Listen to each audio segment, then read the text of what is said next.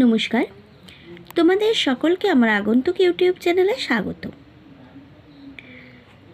আজকে আবারও চলে এসেছি পরিবেশ বিজ্ঞান বইয়ের আলো অধ্যায়ে একটা প্রশ্ন উত্তর নিয়ে। তো প্রিয় ছাত্রছাত্রীরা, তোমাদের বলে রাখি, যদি আমার এই ভিডিও শেয়ার তোমাদের ভালো লেগে থাকে অবশ্যই সাবস্ক্রাইব করো আগন্তুক ইউটিউব চ্যানেল ও প্লিজ লাইক ও কমেন্ট করে জানিও তোমাদের কেমন লাগছে এই আলোচনা।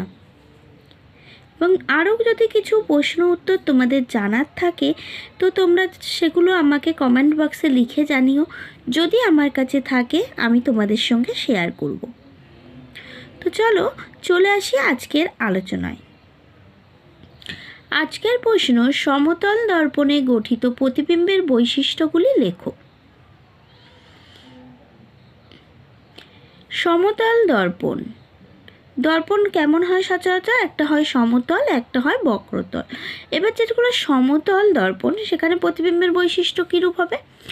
1 নম্বর বৈশিষ্ট্য হলো প্রতিবিম্বের আকার বস্তুর আকারের সমান হয়।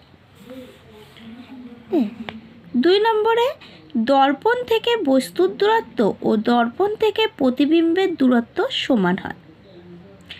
3 নম্বর প্রতিবিম্ব সমশীর্ষ হবে। 4 নম্বর প্রতিবিম্বটি অসৎ হবে। এবং 5 বস্তুটি প্রতিসম না হলে প্রতিবিম্বের পার্শ্বীয় পরিবর্তন হবে। এই টোটাল 5টি ঘটনা সমতল দর্পণে গঠিত প্রতিবিম্বের মধ্যে লক্ষ্য করা যায়।